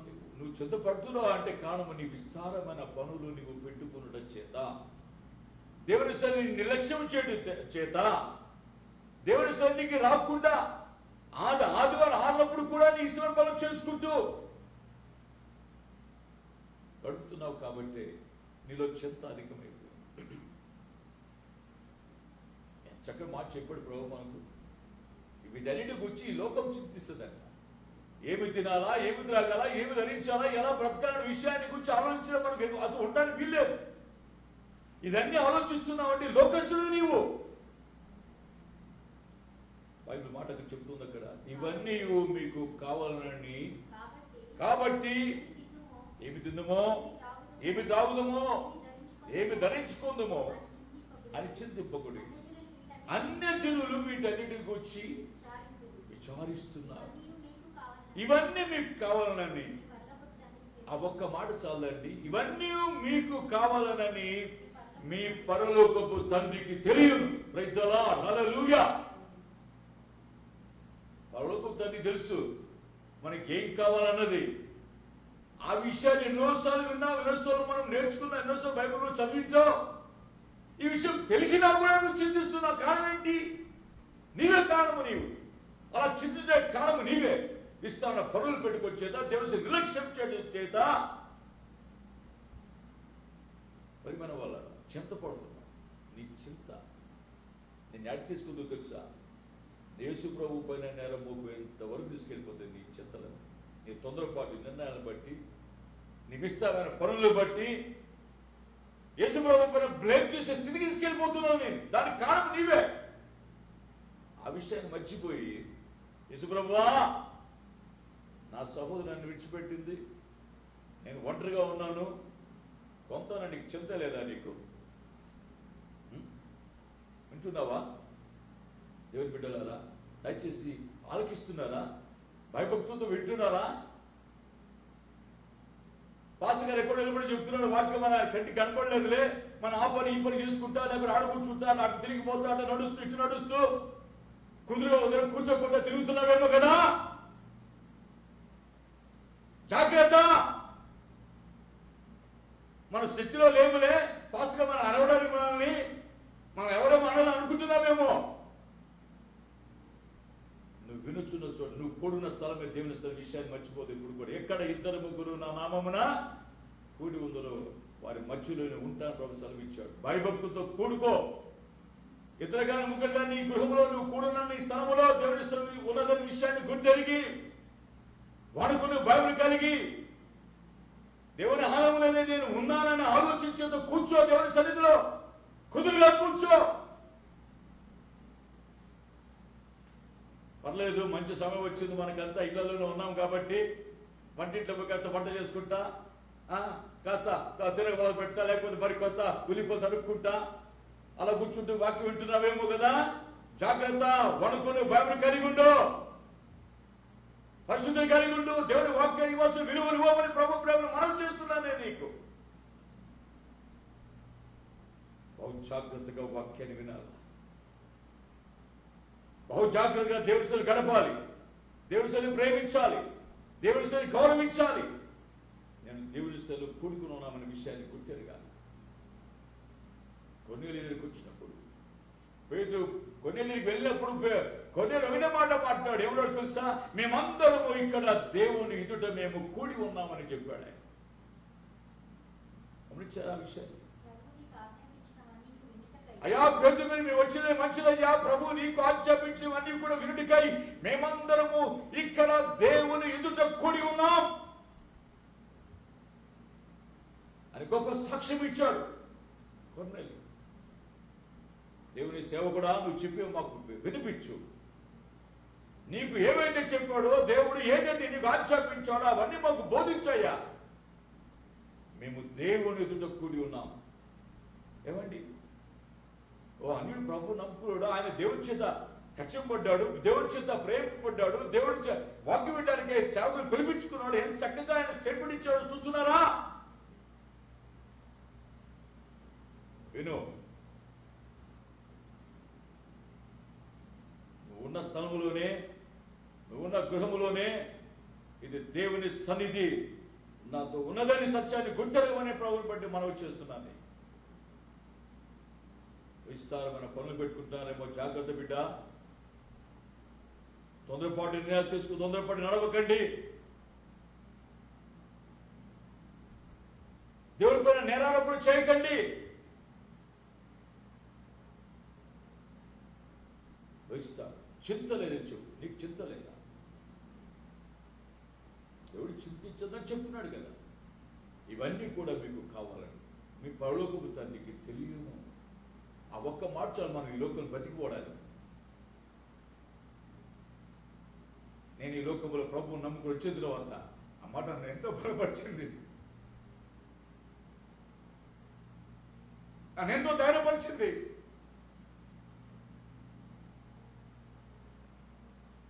ఇవన్నీ నాకు కావాలని నా పరలోకపు తండ్రికి తెలుసు. ఎంత ధైర్యంగా వచ్చారో తెలుసా నేను చేస్తున్నటువంటి ఉద్యోగం విడిచిపెట్టి. ఎందుకంటే నాకు కావాల్సినవన్నీ ఆయనకు తెలుసు కాబట్టి. నన్ను గురించి ఎందుకు చింతించాలి? ఆయనకు తెలుసు. అయితే నేను ఆయన నీతిని, రాజ్యాన్ని వెతకాలి. బిడ్డలా, దేవుని సంగమా, వింటున్న దేవుని సమాజమా, దయచేసి ఆలోకించు. వినమని ప్రభు ప్రేమను మనవి చేస్తున్నా. దేవుడిపై నేరం మోపకండి. ఆయనకు తెలుసు నీకేం కావాలని. మరి ఎందుకు నువ్వు చింతిస్తున్నావు? పేతురు భక్తుల ద్వారా సెలవిచ్చాడు దేవుడు. చూడండి దయచేసి పేతురు పత్రికలో చూసినట్లయితే మొదటి పేతురు పత్రికలో 5వ అధ్యాయములో 6-7 వచనాల్లో ఈ మాట రాయబడి ఉంది. దేవుడు తగిన సమయమందు మిమ్మును హెచ్చించున్నట్లు ఆయన బలిష్టమైన చేతి కింద ఏ మనస్కులై ఉండాలంట? దీన మనస్కులై ఉండాలి. తగిన సమయమందు ఆయన మిమ్మును హెచ్చించున్నట్లు ఆయన బలిష్టమైన చేతి కింద దీన మనస్సు కలిగి ఉండండి. ఆయన మిమ్మును గూర్చి చింతించుచున్నాడు. ఎంత గొప్ప మాట! ఈ మాట నుంచి నీకు ధైర్యం పుట్టలేదా? నీ భక్తి నీకు ధైర్యం పుట్టించలేదా? నీ యథార్థ ప్రవర్తన నీ నిరీక్షణకు ఆధారము కాలేదా? దేవుని బిడ్డ, తగిన సమయం ఒకటి ఉంది. ఆ సమయం నుండి హెచ్చిస్తాడు దేవుడు. ఆ లోపల నీవు ఎందుకు చింతలేదా ప్రభా నా పట్ల నీకు ఎందుకు దేవుని పైన నువ్వు నేరం మోపుతూ ప్రార్థన చేస్తూ చాలా మంది రాదు ప్రార్థనలు అలాగే చేస్తున్నారు. దేవుడు తనకేదో అన్యాయం చేసినట్లు, తనకేదో కష్టం కలిగించినట్లుగా, తనకేదో తను పట్టించుకోనట్లుగా ప్రార్థన చేసేట్టు ఉంటారు కానీ, అడిగినట్టు ఉంటారు కానీ దేవుడి పైన ఏదో ఒక కోణంలో, ఏదో ఒక రూపంలో, ఏదో ఒక సమయంలో ఆయన పైన నేరాలు మోపుతూనే ఉంటారు. ప్రభా ఎంతకాలం కనిపెట్టుకోవాలి ప్రభా, ఈ నేను సహించలేకపోతున్నాను ప్రభా, అయ్యో కష్టం. సహించలేకపోతే నువ్వెందుకంటావు? సహించగలిగినంతటి కంటే ఎక్కువ నేను శోధించడం బైబిల్ చెబుతుంది. అక్కడ సహించగలిగినంతటి కంటే ఎక్కువ బ్రహ్మను శోధించడు. ఒకవేళ కష్టం అలాంటి పరిస్థితులు వస్తే తప్పించుకుని మార్గాలు కూడా చూపెడితే బైబిల్ చెబుతుంది మనకి. సాధారణముగా మనుషులకు కలుగు శోధన తప్ప మరి ఏది నీకు సంభవింపదు. దేవుడు నమ్మదగిన వాడు. దేవునికి స్తోత్రం కలుగును గాక. దేవుడు నమ్మదగిన వాడు. మీరు సహింపగలిగినంత కంటే ఎక్కువగా ఆయన మిమ్మల్ని శోధించనీయుడు. అంతేకాదు, సహింపగలుగుటకు ఆయన శోధంతో కూడా తప్పించుకుని మార్గాన్ని మనకు కలుగ చేయదు. దేవునికి మహిమ కలుగును గాక. హల్లెలూయా. ఈ చింతలేని నువ్వే తెచ్చుకుంటున్నావు. తగిన సమయమంతో ఆయన నిన్ను హెచ్చించున్నట్లుగా దేవుని బలిష్టమైన చేతి కింద దీన మనసు కలిగి ఉండి బిడ్డ. దీన మనసు, దీనత్వం ఉంటే చాలు ప్రభు హెచ్చిస్తాడు. సమయం ఒకటి ఉంది, ఆయనని హెచ్చిస్తాడు. ఆ సమయం కనిపెట్టుకో. దీన మనస్సు చాలా గొప్పది. కిందగాడు రాస్తూ మాట అంటున్నాడు. ఏమంటున్నాడు తెలుసు ఒక దగ్గర ఆయన, నేను శ్రమల పాలై దీనుడనైతిని, ప్రభువు నన్ను తలంచుకొనుచున్నాడు. సో మన జీవితంలో ఎప్పుడు వస్తుంది తెలుసా దీనత్వము? నేను శ్రమల పాలు అయినప్పుడు, శ్రమల పాలై నేను దీనుడనైతిని, ప్రభువు నన్ను తలంచుకొనుచున్నాడు. నాకు సహాయము నీవే, నా రక్షణకర్తవు నీవే. నా దేవా ఆలస్యము చేయకు నాయన. చూసారా, నేను శ్రమల పాలై దీనుడనైతిని. దీనత్వం అవసరమా? ఆయన మనకు చింతించే దేవుడు. ఆయన దీని భోజనం పెట్టే దేవుడు. ఆయన mix and eat and be satisfied, they shall praise the Lord that seek him your heart shall live for ever అని కీర్తనలో 22వ కీర్తనలో 26వ వచనములో ప్రభు ఇలా సెలవిస్తున్నాడు. దీనులు భోజనము చేస్తారు, యెహోవాను వెతుకువారు ఆయన స్తుతించెదరు, మీ హృదయ తెప్పరిల్లి నిత్యము బ్రతుకును. ప్రియమైన దేవుని బిడ్డలారా, ఆయన బలిష్టమైన చేతి కింద నీవు నేను మనము దీన మనస్కులై ఉంటే తగిన సమయం హెచ్చిస్తాడు. ఎందుకో తెలుసా? నిన్ను ఎలా హెచ్చించాలి, నేను ఎలా చేయాలి, నేను ఏ విధంగా చేయాలి, నేను ఎలా బ్లెస్ చేయాలి, నీకు ఏ స్థితిని కలిగించాలి అది ఆయనకు మాత్రమే తెలుసు. ఎందుకో తెలుసా? ఆయన నిన్ను గూర్చి చింతించుచున్నాడు. ఆ ఊహ చాలదా? ఓ క్రైస్తవ లోకమా, వినిచిన దేవుని బిడ్డ, ఈ మాట చాలు మనకి. ఆయన మనకు చాలు చూస్తున్న విషయం ఒకటి ఊహించుకోసారి చాలు. దేవునికి నీ పట్ల నా పట్ల చాలా పెద్ద ప్లాన్స్ ఉన్నాయండి, కానీ మనమే ఒక ప్లాన్స్ గీసేసుకుంటాం. మనం నేను ఇట్లా ఉండాలి, నేను అలా ఉండాలి అని మనం ఒక డిజైన్ చేసుకుంటాం. ఎందుకంటే మనం బాగా చదువుకున్నాడు కదా, మీరంతా వినిచినట్టు మీరంతా బాగా చదువుకున్నాడు. మీకంటూ ఒక ప్లాన్ గీసుకుంటారు. మీరు నేను ఇట్లా ఉండాలి, ఇట్లా చేయాలి, ఇలాగే ఉండాలి అని గీసుకుంటావు. కానీ నువ్వు గీసుకున్న ఆ ప్లాన్ ఏది జరగదు నీకు. ఎందుకు తెలుసా? ఎందుకు వచ్చి దేవుడు ఒక చక్కటి ప్లాన్ ఏర్పాటు చేశాడు. For I know the thoughts that I think towards you, saith the Lord, and thoughts of peace and not of evil, to give you an expected end అని యెర్మీయా గ్రంథంలో 29వ అధ్యాయం 11వ వచనంలో ఈ మాట రాయబడి ఉంది. నేను మిమ్మల్ని గూర్చి ఉద్దేశించిన సంగతులను నేను ఎరుగుదును. దేవునికి స్తోత్రం. నేను మిమ్మల్ని గూర్చి ఉద్దేశించిన సంగతులు నేను ఎరుగుదును. I have great plan for your life. నేను నిన్ను గూర్చి ఒక గొప్ప ప్రణాళిక కలిగి ఉన్నాను. నేను ఆయన ప్రణాళికలో ఉండకుండా మన ఇష్టానుసారంగా మనం ఒక చట్టం చేసుకుంటాం. ఎందుకో? ఆయన పెట్టాడు మనకి ఏం చేయాలన్నది. సింపుల్ గా దేవుని పాదాలు పడిపోచాలి. ఆయన సది గడుపు, ఆయన సదువు కూర్చో, ఆయన సదువుకి రా, ఆయన కొరకు కనిపెట్టు, ఆయన ఆరాధించు, స్తుతించు, మాయపరచు, కనపరచు, ఆయన సేవించు. నిన్ను అంచెలంచెలుగా అభివృద్ధి చేసే దేవుడు ఆయన. నా అనుభవంతో చెప్తున్నాను దేవుని బిడ్డ, నా అనుభవంతో చెప్తున్నాను. నేను ప్రభుత్వం నేను నడిచిన అనుభవాన్ని బట్టి చెప్తున్నాను నీకు.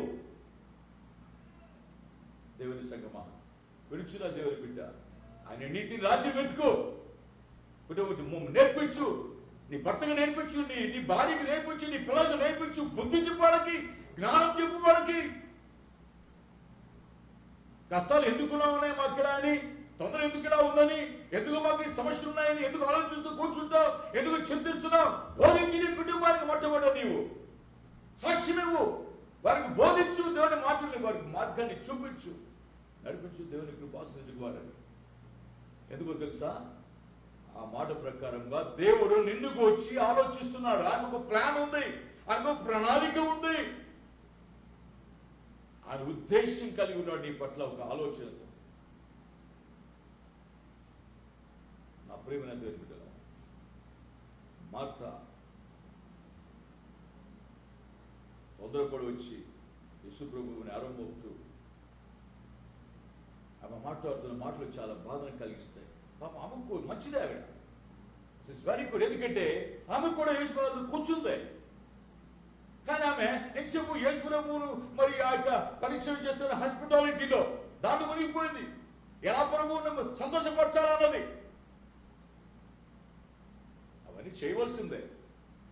కానీ వాటికంటే ముఖ్యం మొట్టమొదటి దేవుడు నీతిని రాజ్యం వెతకడం. ప్రభు చెప్పాడు, మనం వాటిని అనుసరించాలి. మనం ప్రేమనిట్టు వాళ్ళ జ్ఞాపకం చేసుకోండి. ఇంకా దేవుని వాక్యం మనం చూసేట్లయితే అపోస్తలుడైన పౌలు ఫిలిప్పీ సంఘానికి రాస్తూ 4వ అధ్యాయంలో చెప్తున్నాడు. ఏమంటాడు చూడ ఒకసారి. ఆ 5వ వచ్చే భాగంలో ఏమన్నాడు? మీ సహనము సకల జనులకు తెలియచేయండి. ప్రభు సమీపంగా ఉన్నాడు. దేనిని గూర్చి చింతపడకండి, మీ సహనాన్ని తెలియజేయండి. సహనం అనేది మచ్చుగా కనబడి ఇప్పుడు మనలో అందరికీ ఆవేశాలే, అందరికీ కోపాలే. సహనం కావాలండి. చాలా గొప్పది సహనం. అదొకటి చాలా పెద్ద ఆయుధం, అది పెద్ద ఆయుధం అంది. అది సహనంగా ఉంటే మౌనం ఉండే చాలా, అంతే. యేసుప్రభు మౌనం పాటించాడు. ఆయన ఎప్పుడు నోటి నుంచి మాట్లాడలేదు. ఆయన మాట్లాడాల్సిన సమయం వచ్చి మాట్లాడాడు, అనవసర సమయంలో ఆయన మాట్లాడలేదు. సహనము చాలా అవసరం. ఓపిక అంటారన్నమాట. By endurance you will gain your life అన్న దగ్గర. మీ ఓర్పు చేత మీ ప్రాణములను మీరు దక్కించుకోండి. సహనము చాలా అవసరం. మీ సహనము సకల జనులకు తెలియచేయనీయండి. లోకానికి తెలియ మన సహనము. ప్రభు ఎందుకో తెలుసా? ప్రభు సమీపంగా ఉన్నాడు. దేనిని కూర్చి చింతపడద్దు బిడ్డ, వినిచున్న దేవుని బిడ్డ, ఉదయకాలం దయచేసి సేవకుగా నీకు ప్రకటిస్తున్నా, దేని గురించి చింతపడద్దమ్మా. ఈ పరిస్థితుల మధ్య, ఈ కష్టకాలంలో దేవుని సేవకుగా నేను ప్రకటించేది ఒకటే, దేవుని వాక్యం అని చెప్పడం మాటల్ని. చింతపడద్దు దేని గురించి. తెలుసు ప్రభుకి నీకేం చేయాలో. ఈ కష్టము ఉందని, ఇటువంటి పరిస్థితులు వస్తాయని నీకు నాకు మనకంటే దేవుడికి ముందుగానే తెలుసు. అన్నీ ఇటువంటి పరిస్థితులు కూడా దేవుడు మనం ఆదరించువాడు ఆయన, కాపాడు దేవుడు ఆయన, తన ప్రజలు పోషించు దేవుడు ఆయన, నడిపించు దేవుడు ఆయన. ప్రియమైన వాళ్ళ జాగ్రత్తగా గమనించండి. ఆయన పైన ఆనుకొని జీవించు. బైబిల్ చెబుతుంది యెషయా 26:3 ఎవని మనస్సు నీ మీద ఆనుకొనునో వానిని పూర్ణ శాంతి గల వానిగా చేయుచున్నావు, ఏలైనగా అతడు నీ యందు విశ్వాసం ఉంచి ఉన్నాడు. చూసారా? ఎవని మనసు నీ మీద ఆనుకున్నో వానిని పూర్ణ శాంతి కలిగిన వాడుగా చేస్తాడు దేవుడు. వాడు కలరపడ్డు విశ్వసించాడు కాబట్టి, తొందరపడ్డు విశ్వసించాడు కాబట్టి, ప్రభువును ఆనుకున్నాడు కాబట్టి. ప్రియమైన వాళ్ళరా, దేవుని సంగమా, గమనించారా? మీ సహనము సకల జనులకు తెలియచేయనీయండి. ఏమంటాడు? దేనిని గూర్చి చింతపడద్దండి. కానీ ఏమన్నాడు తెలుసా? చింతపడదని ఆపేరేది అక్కడ. చింతపడద్దండి కానీ ఏం చేయమంటున్నాడు? ప్రతి విషయము అన్నాడు. అది మంచి కార్యం. కష్టం కానీ, తొందర కానీ, వేదన కానీ, బాధ కానీ, సమస్య కానీ, రోగం కానీ, ఇబ్బంది కానీ, ఎటువంటి పరిస్థితులైనా కానీ కాక ఆ పరిస్థితిలో కూడా మనం చేయాల్సింది ఏంటో తెలుసా? ఏమన్నాడు? ప్రతి విషయములో ప్రార్థన విజ్ఞాపనల చేత కృతజ్ఞత పూర్వకముగా మీ విన్నపములు తెలియచేయండి అని తెలుసు అన్నీ. కానీ మనం చెప్పాలి. ఎలా చెప్పాలి? దేని విషయం చింతపడకుండా సమీపంగా ఉన్న దేవుడి సన్నిధిలో ఏం చేయాలి? ప్రార్థన విజ్ఞాపనలతో కృతజ్ఞతాస్తుతుల మూలముతో. కృతజ్ఞతాస్తుతి. ఈ దినం వరకు ప్రభు గతకాలం అంతా నువ్వు చేసే వేడు కొరకు నీకు స్తోత్రం అని దేవుడికి కృతజ్ఞత చెల్లిస్తూ, ప్రభువును గణపరుస్తూ, నిండు మనసుతో ప్రభువు స్తోత్రం చెల్లిస్తూ ఆయన సన్నిధిలో కూర్చొని మరియలాగా దేవుని పాదాల చెంత కూర్చొని నీ విన్నపాలు తెలిసే దేవునికి తెలియచేస్తే ఏమంటున్నాడు తెలుసా దేవుడు అక్కడ? అప్పుడేనంట, లేకపోతే లేదు. అప్పుడు సమస్త జ్ఞానమును మించిన దేవుని సమాధానము యేసు క్రీస్తు వలన మీ హృదయములో మీ తలంపులతో కావలి ఉండును. దేవునికి స్తోత్రం కలుగును గాక. హల్లెలూయా. ప్రియమైన దేవుని బిడ్డ, చింత లేదని దేవుని అడుగుతున్నావా? చూడండి, వాక్యం ఎంతో నేర్చుకున్నావు. చింత ఆయనకి లేదా? చింతించడం వల్ల చాలా కష్టం తిన్నావు. నువ్వు చింతపడుతున్నావు అంటే ఆ చింత నిన్ను బట్టి వచ్చింది. నువ్వే తెచ్చుకున్నావు ఆ చింతని. దేవుడు ఎప్పుడు చింతను చెప్పలేదు అసలు. పౌలుతో ఒక విధంగా రాశాడు. ఏమంటాడు తెలుసా? తన అనుభవంలో దేని గురించి చింతించలేదు కానీ సంఘం గురించి చింత ఉందంట ఆయనకి. ఆయన చింత ఏదో ఒక చింత. ఇవన్నీ చెప్పుకుంటూ వచ్చి పెద్ద లిస్ట్ చెప్పాడు. కొన్ని సంఘంలో చెబుతూ ఆయన ఏమన్నా అంటే సంఘమును కూర్చున్న చింత ఒకటి నాకు ఉంది అన్నాడు. చూడండి, ఒక వాక్యం చూద్దాం. అది ఇదిగాక సంఘములు అన్నిటిని కూర్చి చింతయుక. చూసారా ప్రియులారా? ఆయనకు ఉన్న చింత చూసారా? ఆయనకి ఏం తిందామా, ఏం తాగుమా, ఏం కష్టపడతామా, అది కాదు ఆయన చింత. చూడండి, అపోస్తలుడైన పౌలు కొరింథీయులకు రాసిన 2వ పత్రిక 11వ అధ్యాయంలో చూసినట్లయితే 28వ వచ్చే భాగం చదవండి. ఇవి గాక అంటే 11వ అధ్యాయంలో చూస్తే ఆయన కష్టాలు పట్టి పెట్టాడు. అక్కడ ఆయన శ్రమలన్నీ చెప్తాడు. వాటి గురించి ఆయన దిగులు చెందే బాధపడలేదు. కానీ ఇక్కడ ఏమంటున్నాడు తెలుసా? ఇవి కాక సంఘముల అన్నిటి గూర్చిన చింత నాకు కలదు. హల్లెలూయా. సంఘమును కూర్చిన చింత ఉంది నాకు. ఇది ఎంత బాగుంటుంది ఈ చింత. ఇది ఉండాలి. కానీ ఈ విధమైన చింతలు కాదు ఉండాల్సింది. మార్తకున్న చింతకాలు ఉండాల్సిందే. వెంటనే దేవుని బిడ్డలను బాగా గమనించండి, ఆలోచించండి ఈ విషయాన్ని. నీ సహనము సకల జీవులకు తెలియచేయండి. ప్రభు నడిపించిన దేవుడు, ప్రభు పోషించిన దేవుడు, నమ్మదగిన దేవుడు ఆయన. ఆయన కనికరం చూపు దేవుడు ఆయన. కృపాక్షేమాలు నింపు దేవుడు ఆయన. ప్రియమైన వాళ్ళ బాగా గమనించండి. దేవునికి వాక్యం మనకు బోధిస్తున్న సత్యం చూడండి. బైబిల్ ఏం చెప్తుంది? బైబిల్ మాట్లాడుతున్న మాట మనం చూసినట్లయితే గమనించండి. ఆ యొక్క లూకా సువార్త 8వ అధ్యాయం 14 వచ్చిన భాగంలో చూస్తే ఒక మాట చదవండి. లూకా సువార్త 8వ అధ్యాయంలో బాగా ఇక్కడ 3 ఉపమానాలు చెప్పాడు ప్రభు. మీరు ఏం చేశాడు ఇక్కడ గమనించండి. చింతలేదా అని చెప్పిన ఆవిడ, అందుకు ప్రభు ఏం మాట్లాడాడు తెలుసా? అందుకు ప్రభు చెప్పిన మాట ఏంటంటే ఏమంటాడు? మార్తా మార్తా, నీవు అనేకమైన పనులను గూర్చి విచారము కలిగి. ప్రభు కూడా ఇప్పుడు మధ్యలోకి వచ్చి అంటున్నాడు ఆయన. ఇవన్నీ చెప్పిన తర్వాత ప్రభు ప్రేమతో పలికిస్తున్నాడు పాపం. మార్తా మార్తా, నీవు అనేకమైన పనులు పెట్టుకున్నావమ్మా, అనేకమైన పనులు పెట్టుకున్నావు నాయన. నువ్వు కూర్చున్నావు ఎంతసేపు దేవుడి సార్ నా సభలో కూర్చున్నావు కదా, నా దగ్గర కూర్చున్నావు, నన్ను ఇన్వైట్ చేసావు, నువ్వు నీ సహోదరు పాటు కూర్చున్నావు. మరి ఉదమలా నువ్వు ఎందుకు ఇది పనులు పెట్టుకున్నావు? పనులు పెట్టుకొచ్చా నువ్వు తొందరపడ్డావు, నీకులో కోపం వచ్చింది, మరి అక్క నన్ను విడిచిపెట్ట అని మాట్లాడావు, నాకు కూడా చింతని చెప్పావు అని అందులో ప్రేమతో ఉంటున్నాడు. ఆయన కోపంతో ఆయన గద్దించలేదు. అక్కడ మార్తా మార్తా, నీవు అనేకమైనటువంటి పనులను గూర్చి పనులు ఎక్కువ పెట్టుకున్నావు అనుకో, విచారాలు కలుగుతాయి. విచారం అండి, అనేకమైన పనులు పెట్టుకుని చేత నీకు కలిగేది ఏంటో తెలుసా? విచారం.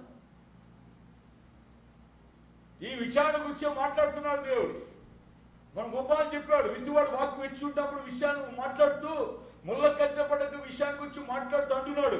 చూడండి లూకా సువార్తలో 8వ అధ్యాయం 14 వచ్చిన ఒక మాటలు చూసుకుందాం. దయచేసి చదవండి. ముళ్ళ పొదలో పడిన విత్తనము ఎవరనగా విని కాలము గడిచిన కొలది ఈ జీవన సంబంధమైనటువంటి విచారములు, ఏ జీవన సంబంధమైన విచారములు వాక్యం వింటున్నారు. కానీ వాళ్ళ జీవితం ఎలా ఉందంటే ముళ్ళ పొదలో పడ్డట్టుగా ఉన్నారు. వాళ్ళు ఎలా ఉంటారో తెలుసా? ఈ జీవన సంబంధమైన వ్యాపారాల్లో చిక్కుకొని విచారం ఎట్టుకొస్తుందండి. ఈ జీవన సంబంధ వ్యాపారం కనుక ఆ విచారం చూడు ఏం జరుగుతుందో తెలుసు. అక్కడ గమనించదమ్మా. అందుకు ప్రభు విచారము కలిగి ఈ జీవన సంబంధమైనటువంటి విచారముల చేతను ధన భోగముల చేతను అణిచివేయబడి, చూసారా, అణిచివేయబడతారు. వీళ్ళు విచారం కలిగిందనుకో, దేవుడు వాక్కు అణిచివేయబడుతుంది. అణిచివేయబడి పరిపక్వముగా ఫలింపని జీవితం. విచారం ఒకటి కలుగుతుంది. ములపొల వాక్యం ఉంది. అణిచివేయబడతావు, పరిపక్వముగా ఫలించని పరిస్థితి. ఇదే మాట మార్కు సువార్తలో మనం చూసేట్లయితే బాగా రాయబడి ఉంది. చూడండి 4వ అధ్యాయం 19 వచ్చిన భాగంలో రాయబడి ఉంది. 4వ అధ్యాయం 19 ఈ మాట చెప్తున్నాడు. ఇక్కడ ఇతరు ముళ్ళ పొదలలో విత్తబడినవారు, మీరు వాక్యం విందురు కానీ ఐహిక విచారముల చేత, ధన మోసము చేత వాక్యమును అణిచివేయడం చేత అది నిష్ఫలమగు. చూసారా, నిష్ఫలం.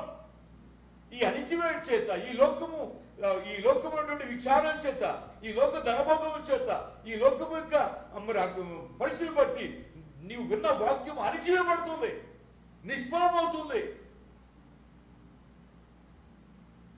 చూసారా?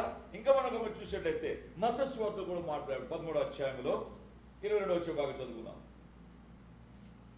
13వ అధ్యాయము, ఇత్తబడిన వాడు వాక్యం వినువాడే కానీ ఐహిక విచారముల చేత ధన మోసము చేత ఆ వాక్యము అణిచివేయును గనుక వాడు నిష్ఫలుడు. ఇవన్నీ ఎందుకు మాట తెలియజేస్తున్నా అంటే, ఈ ఐహిక విచారాల చేత ధనభోగముల చేత ఈ లోకమును ప్రేమించే వ్యక్తి యొక్క జీవితంలో వాక్యం వింటాడు, కానీ అయితే విన్నటువంటి వాక్యం అణిచివేయబడుతుంది.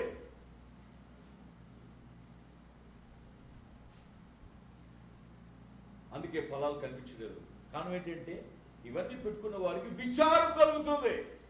అందుకని యేసుప్రభు ప్రత్యేకంగా మార్తా ఓ మార్తా, నీవు అనేకమైన పనులు పెట్టుకున్న చేత విచారము కలిగి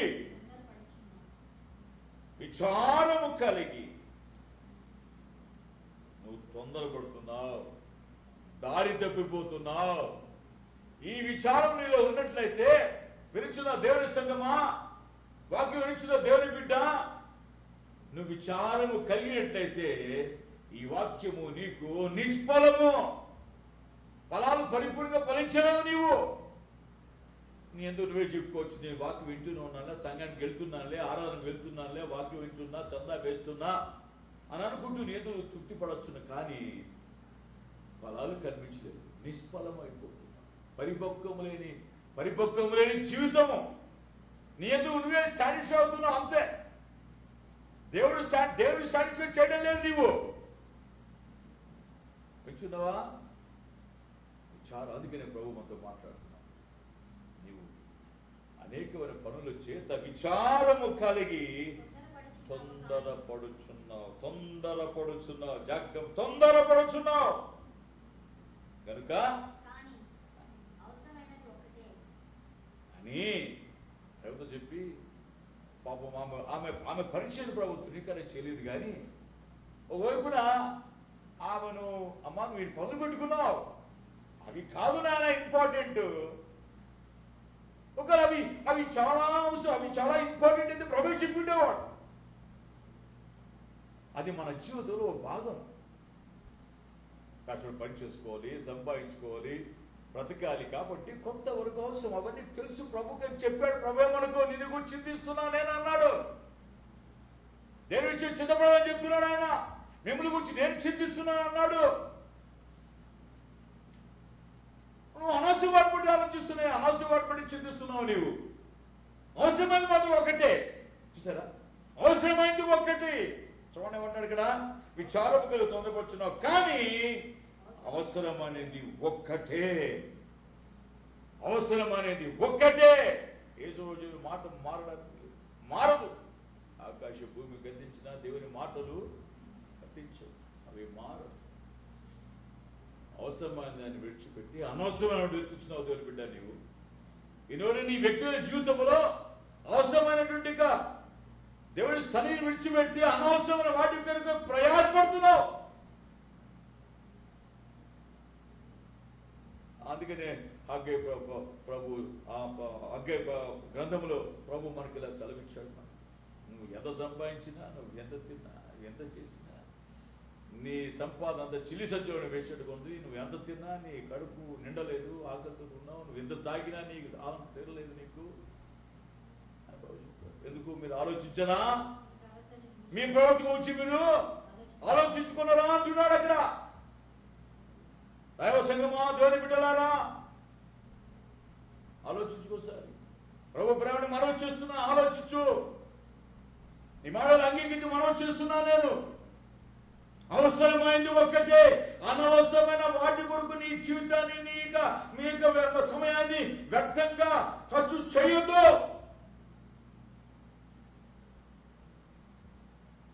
అవసరమైనది ఒక్కటి. అవసరమైందో తెలుసా అని మరియ వ్యక్తిగా అంటున్నాడు. అవసరమైనది ఒక్కటే, మరియా ఉత్తమమైన దానిని ఆమె ఏర్పరచుకుంది. చూసారా ఎంత గొప్ప సాక్ష్యం అది? వింటున్నావా క్రైస్తవ సంఘమా, దేవుని బిడ్డలారా, ఓ సమాజమా? పెంచున్న నీవే కాదు, పంపించి వాక్యాన్ని వాళ్ళు చెప్పు తెలియజేయి సత్యాన్ని. ఎందుకయ్యా అనవసర వాడుకు ఖర్చు వస్తుంది సమయాన్ని. అవసరమైంది ఒకటే, అవసరమైంది ఒకటే తెలియజే వాళ్ళకి. దేవుని బిడ్డలారా, ఈ మాట వింటున్న నీవు జాగ్రత్తగా కాబట్టి దేవుని కోసం కనిపెట్టుకో. అనవసరంగా ఎందుకు సమయం వ్యర్థం చేస్తావు? అనవసరంగా ఎందుకు నీ జీవితాన్ని కాలేకపోతే? అనవసరంగా ఎందుకు సమయాన్ని పోగొట్టుకుంటున్నావు? గడిచిపోయిన కాలం మళ్ళీ తిరిగి రాదు. మనం ఎంతో జాగ్రత్తగా మనం బ్రతకాల్సిన పరిస్థితులు మధ్య మనం ఉంటున్నాం. ఎంతో జాగ్రత్తగా బ్రతకాలి. మనము ఎంతో జాగ్రత్త కనిపెట్టుకోవాలి. దేవుని దినపక్క రాకడ కొరకని పత్రికలో సెలవిస్తున్నాడు. ఆ దేవుని దినపు రాకడ కొరకు ఎంతో జాగ్రత్త అని పదం ఉపయోగించాడు. చూడోసారి. ఇవన్నీ ఇట్లు లయమైపోతాయి. ఇవన్నీ ఇట్లు లయమైపోతాయి కాబట్టి ఆకాశములు రగులుకొని లయమైపోనట్టు పంచభూతముల మహా వేంద్రముతో కరిగిపోనట్టు దేవుని దినపు రాకడ కొరకు కనిపెడుచు దాని ఆశతో అపేక్షించుచు మీరు పరిశుద్ధమైన ప్రవర్తనతోనూ భక్తితోనూ ఎంతో జాగ్రత్త కలిగిన వారై ఉండవలెను. దేవునికి స్తోత్రం. ప్రియమైన వాళ్ళ పేతురు భక్తుడు తన పత్రిక 2వ పత్రికలో 3వ అధ్యాయములో ప్రియమైన వాళ్ళ 12వ వచనం నుంచి ఈ మాటలు మనకు కనిపిస్తుంది. ఎంతో జాగ్రత్తగా మనం కనిపెట్టి బ్రతకాల్సిన పరిస్థితి. జాగ్రత్త లేకుండా గడుపుతున్నావేమో, అజాగ్రత్తగా ఉంటున్నావో, దేవుని నిర్లక్ష్యం చేస్తున్నావేమో. ఈ వారం పోదు పర్లేదు, రేపు వారం పోదు, ఈ వారం నాకు చాలా బిజీ వర్క్ ఉందిలే, వాళ్ళు వస్తారు వీళ్ళు వస్తారు, ప్రియమైన వాళ్ళ దేవుని నిర్లక్ష్యం చేస్తున్నావేమో. కాస్త ఆలస్యం పోతే పర్లేదులే, ఓ ఆఫ్రం వెళ్ళి కూర్చుంటే సరిపోతుందిలే, ఈ వారం కొద్ది నెక్స్ట్ వీక్ వచ్చిలే, పోయి 3 వారాలు పోతే కమ్యూనిటీ సర్వీస్కి వెళ్ళొచ్చులే అని అనుకుంటూ నీవు నీ సమయాన్ని వ్యర్థం చేస్తున్నావేమో. జాగ్రత్త, ఎంతో జాగ్రత్త కలిగి ఉండాలి. జాగ్రత్త లేకుంటున్నావేమో. ప్రియమైన వాళ్ళ అవసరమైనది ఒక్కటే, అవసరమైనది ఒక్కటే. అవసరమైన దాన్ని మరియా ఉత్తమమైన దానిని ఏర్పరుచుకున్నది. మరియా ఉత్తమమైన దానిని ఏర్పరచుకున్నది. అది ఆమె యొద్ద నుండి తీసివేయబడదు. అది ఆమె వద్ద నుంచి తీసివేయబడదు. ప్రియమైన వలన ఒక డాన్సర్స్ రాయబడదు. ఒక మాట నేను చదివి వినిపిస్తాను. The many has chosen the good part, sitting at his feet. If you truly desire the good part, the Lord will surely provide. The time is kept for Mary. If you truly desire, the Lord will surely provide. If you truly desire, the Lord will surely provide.